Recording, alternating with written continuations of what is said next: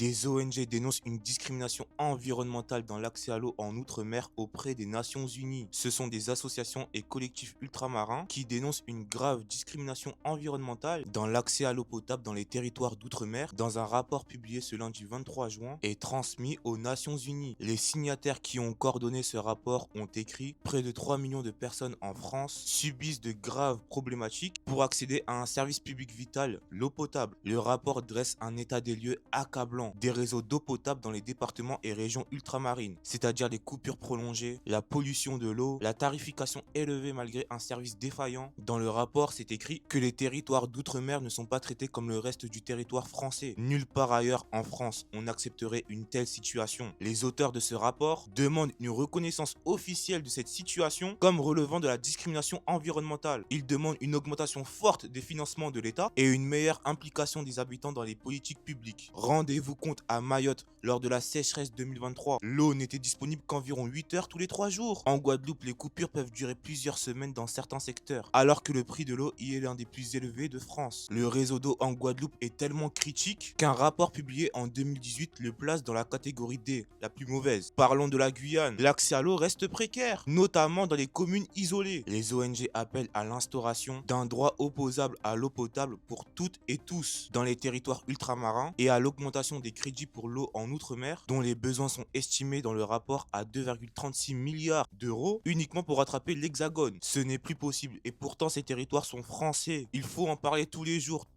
il faut faire pression.